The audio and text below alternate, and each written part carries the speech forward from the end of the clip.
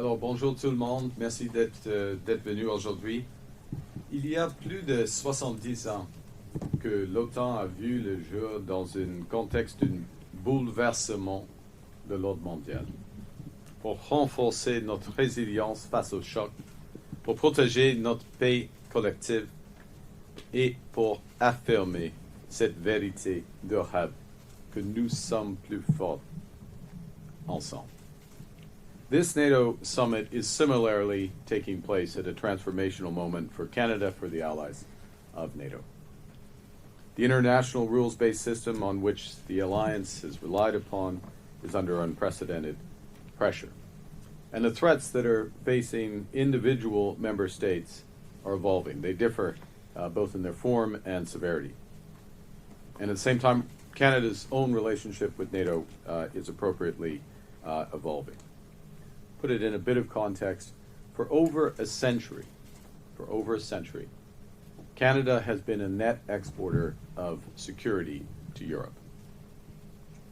And now, with those evolving threats worldwide, the threats to our own sovereignty are becoming more acute.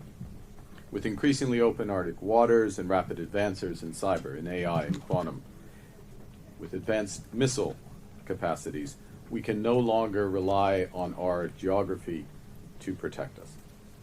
As the global landscape shifts, the collective security created by the alliance remains the strongest and the most effective way of protecting Canadian sovereignty and protecting the security of Canadians. So together with our allies, we must ensure that NATO remains strong, unified, and ready to confront the threats not just of today, but of tomorrow. And so, in this pursuit, Canada is helping to ensure that the alliance and the peace that it can help protect prevail.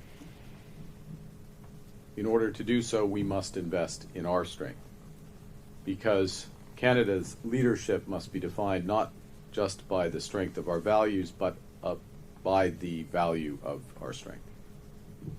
That's why earlier this month, Minister of Defense, Minister of Foreign Affairs, the Chief of the Defense Staff, and I unveiled Canada's plan to rebuild, rearm, and reinvest in the Canadian Armed Forces to protect, first and foremost, Canadians, to protect our interests, and also to help protect our allies. In doing so, we are reaching NATO's 2% target this year. We've arrived at this summit looking forward with a plan to help lead with new investments to build our strength. This morning, Canada, or just now, I guess it went into the afternoon, Canada and our allies agreed to a new defense investment pledge, which secures Canada's strategic and security goals. As part of that, Canada is already beginning working towards a target of 3.5% of GDP by 2035. By expanding our plan to invest in the Canadian Armed Forces, to modernize our military equipment and technology, to help build up our own defense and security industries, as well as to diversify our defense partnerships. We're also working to ensure that we are spending 1.5% of our GDP in defense and security-related infrastructure.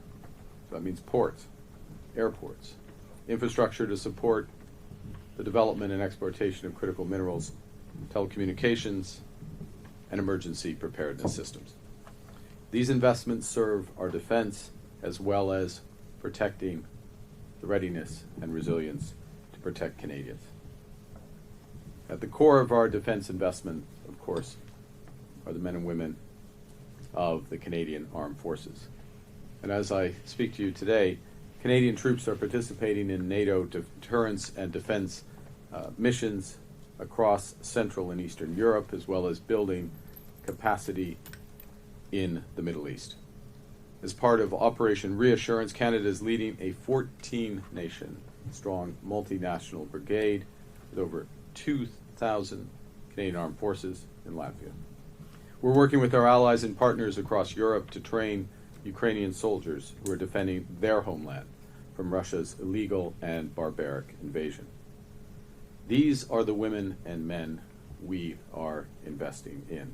The forces we will expand with new incentives and new recruitment efforts. Le Canada renforcera également ses capacités industrielles grâce à une stratégie vigoureuse et des partenariats internationaux. Lundi, lors du sommet Canada-Union européenne, nous avons conclu le nouveau partenariat de sécurité et de défense entre le Canada et l'Union européenne. Ce partenariat est la première des deux étapes menant à la participation du Canada à l'initiative Agir pour la sécurité en Europe, un instrument du plan Réarme Europe. Cela nous permettra d'atteindre nos objectifs plus rapidement et à moins coût. Canada does have enormous industrial capacity, but that will grow significantly. As our allies seek to increase their military readiness, they will buy more equipment and technology made in Canada by Canadian workers, in shipyards, in labs, and shop floors right across our country. We'll make the drones, the icebreakers, the aerospace technologies, and much more that's needed to build a more secure world.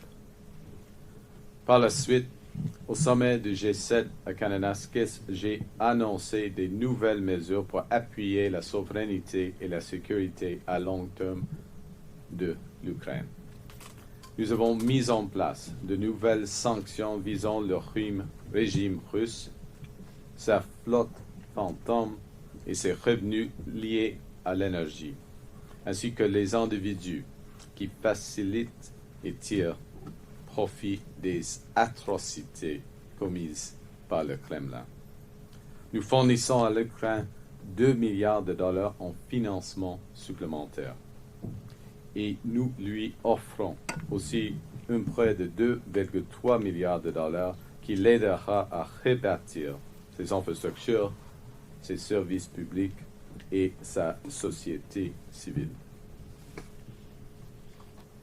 Canada is helping to ensure, and through our discussions, I'm very pleased with the discussions and how they evolved, that the new NATO targets, at 5% of GDP, those new NATO targets, are tailored to address new threats and challenges, and that the capabilities required to meet this moment have been the driving factors for those targets. Importantly, the trajectory and the balance of the new NATO defense pledge will be reviewed in 2029 to ensure that the commitments align with the global security landscape. Throughout Canada's history, there have been turning points when the world's fortunes have been in the balance, and each time Canada has chosen to step up, to lead on the path of democracy and freedom. We're once again at one of those moments. If we want the world of tomorrow to be shaped by our values, Canada must be ready.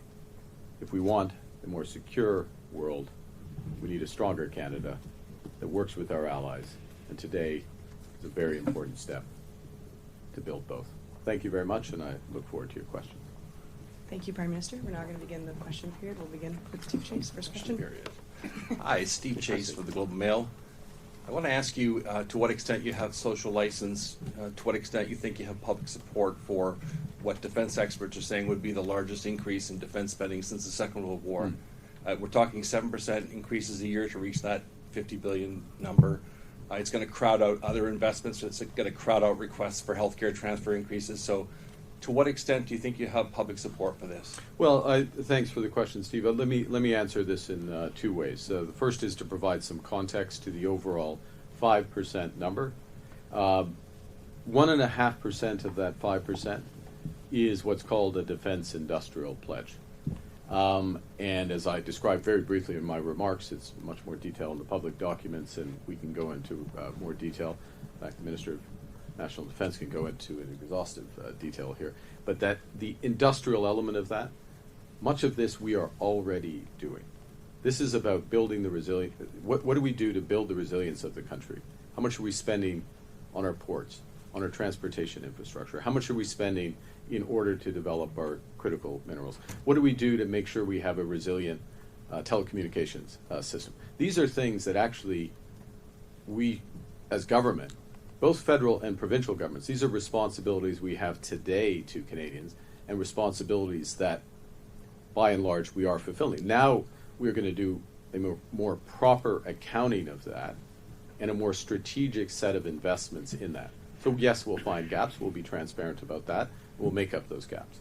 So the overall context of the net increase in defense spending is much less than the headline from 2 to 5. First point. Very important point. But we have to show that, and we have to be deliberate and strategic about it, and we will. The second thing is what happens in terms of the, I'll call it the 2 to the 3.5, that number. We absolutely need to establish the political and social, to use the social license, the public support for that. It needs to be, as I indicated in my remarks, including my remarks in that room. First and foremost, we are protecting Canadians. We are protecting Canadians against new threats. I wish we didn't have to, but we do have to, and it is our core responsibility as government. And those threats, we see them, the evolving threat environment, most clearly in the Arctic, but it's also through the Arctic into Canada. And so we're taking our greater responsibilities around that. We have to be clear about what we're doing in order to achieve it. Last point. We're focused on the outcome, the result, protecting Canadians. We're driven by that, not by, with all due respect, sitting in the NATO building, by NATO accountants. And that's part of what's relevant for this 2029 review. We're going to focus on those new threats. We're going to take more of it directly in our responsibility, because they are a responsibility of threats on our soil, in our marine areas. And where possible, we're going to work with our partners, but we're also going to assess how well we've done, first and foremost to Canadians, whom we serve, but also to our partners. There'll be a review and there'll be an adjustment at that point. The follow-up question is more of a reflection on the trip and what you hope to accomplish overall here. You said the other day that Canada is the most European of the non-European countries. You came here to sign a security and defense partnership.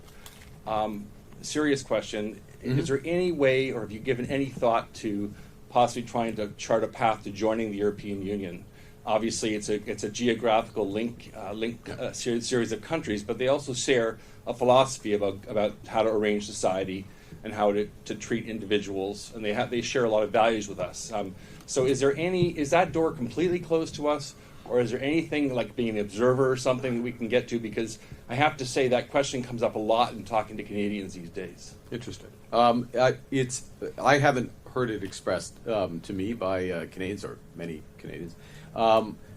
So the short answer is no. That's not the intent. That's not the pathway we're on. But much of what you said in your question, I would subscribe to, which is that most European and non-European nations. That's not necessarily a comment about the historical makeup of the country, but it's the relative value set, the value on liberty, the value on democracy, the importance of solidarity.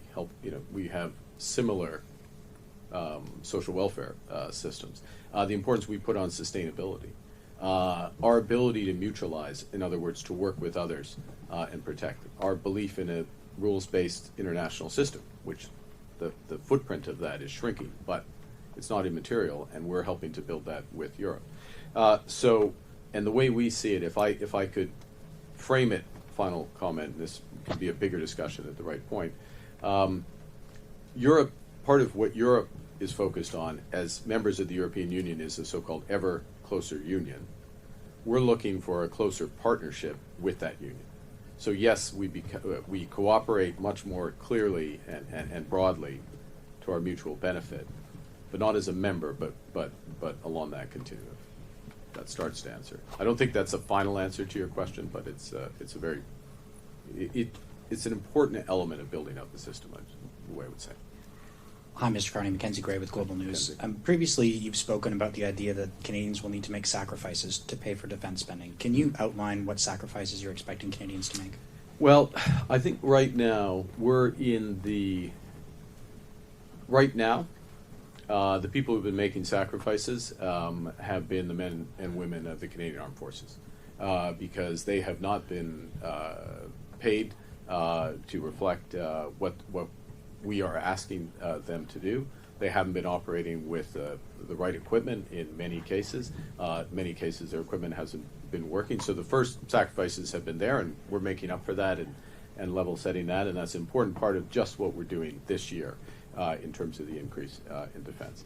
The second thing I'd say is that the way we're looking at this, and you'll hear more about this in the coming months, that the investments we're making in defense and security, broader security, given the new threats that Canada faces, I think those, we're not at a trade-off. We're not at sacrifices in order to do those. These will be net additive. In other words, more of this will happen in Canada. More of it will help build our economy at the same time as it improves our defense, and we'll get the benefits. The question is, as we move towards later in this decade, and depending on how the threat environment evolves globally, if we are moving to the higher and higher levels of defense spending because that's necessary, then we will have to make considerations about what less the federal government can do in certain cases and how we're going to pay for it. Those trade-offs,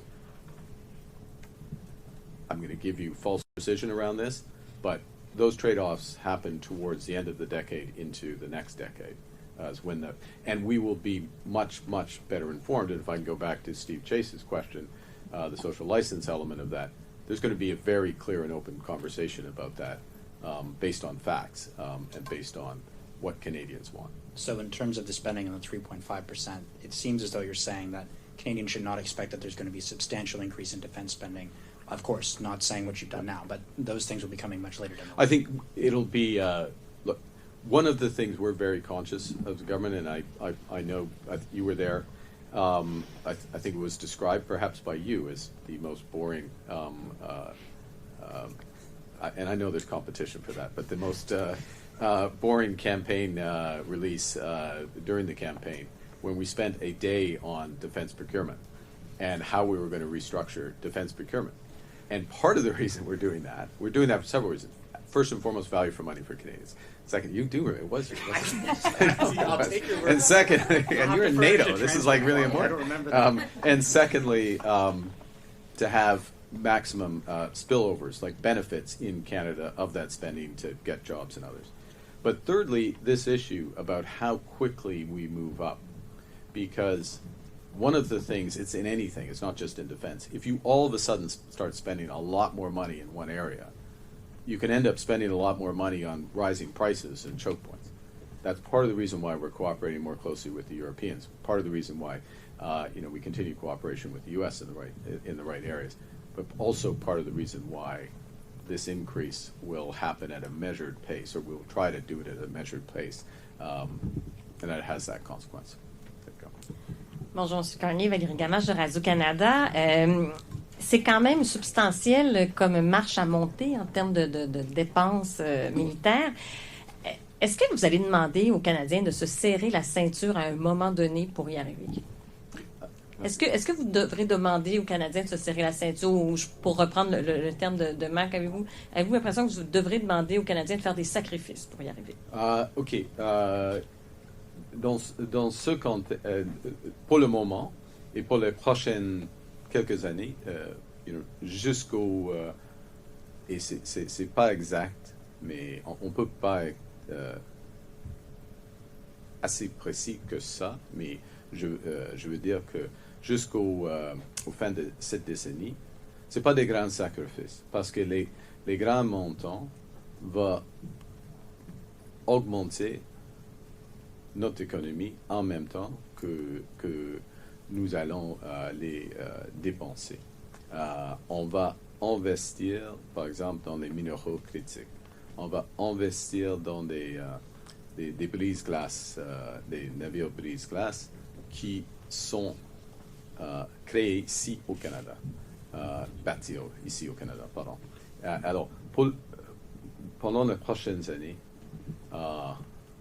oui, ce sera comme ça.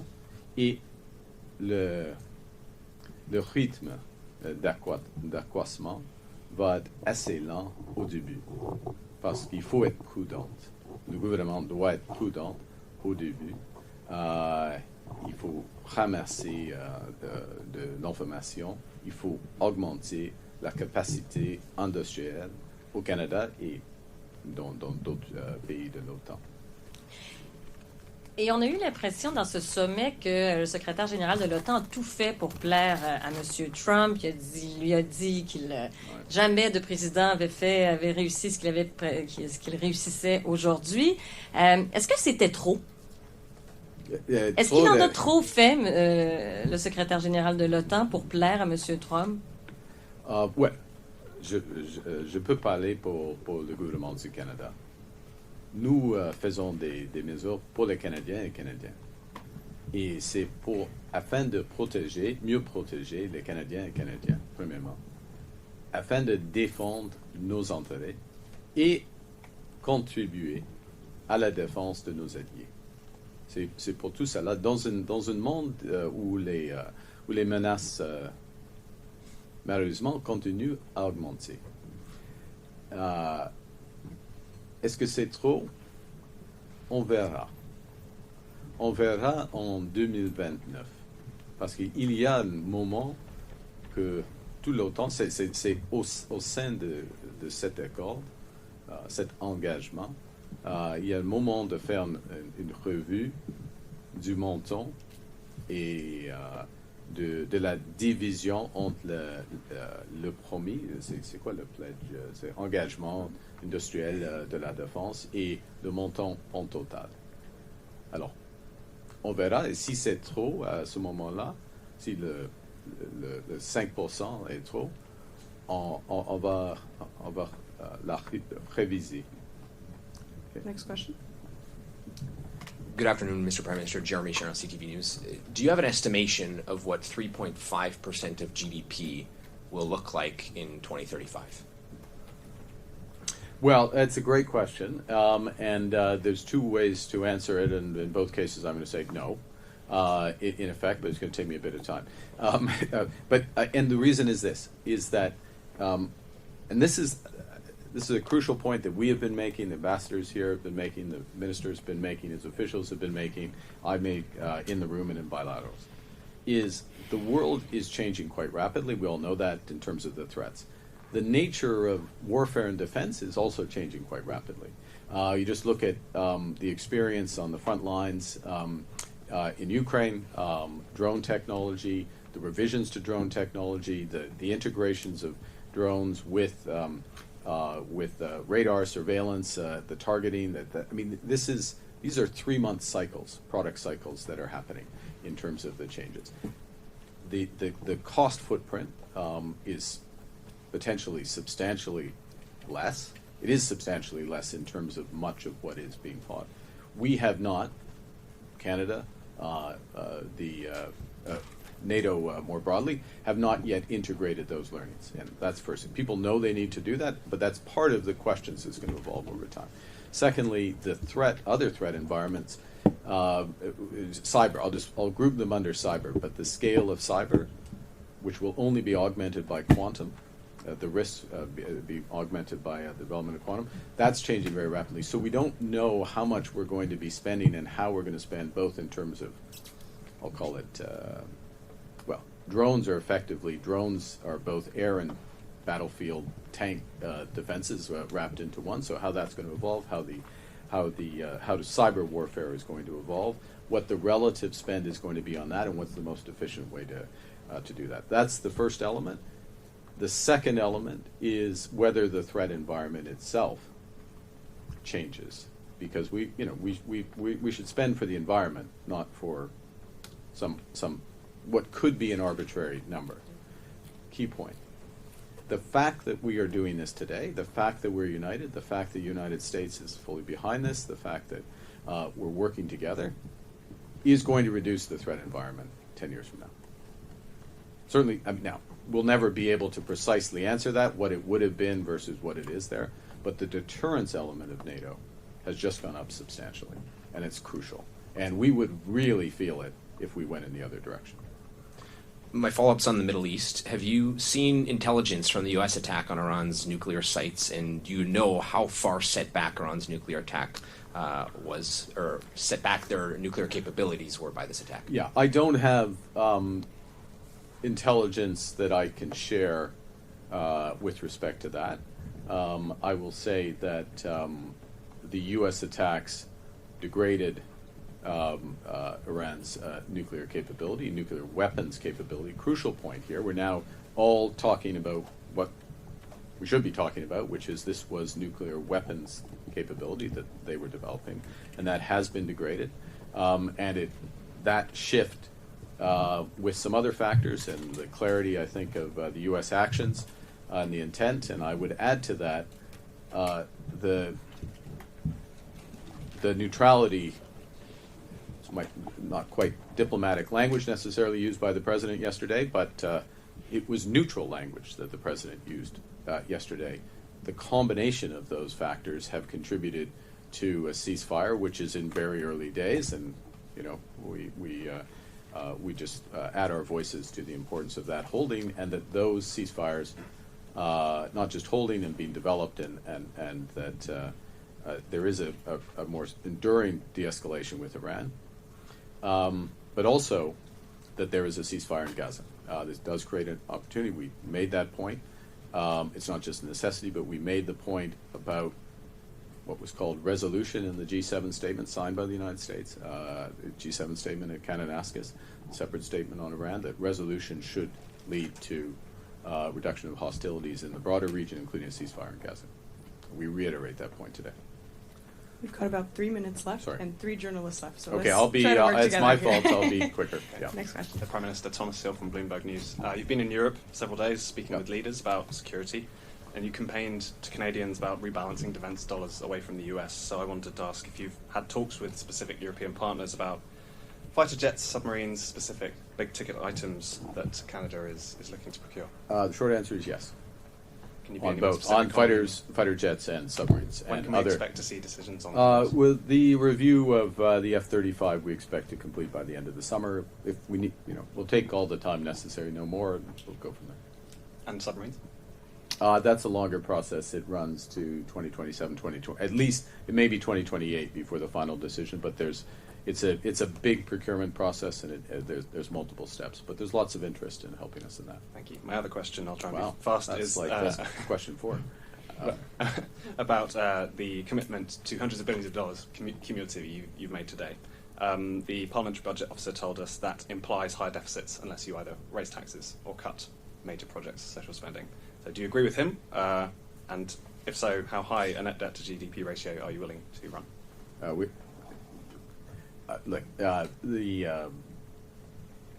We will grow this economy. We'll grow this economy. We'll balance our operational budget in 3 years. That's our commitment. But we will also invest in this country, including in our defense industry. Thank you. This country being Canada, not Netherlands. Yeah. Thank you. Prime Minister Kate McKenna from the CBC.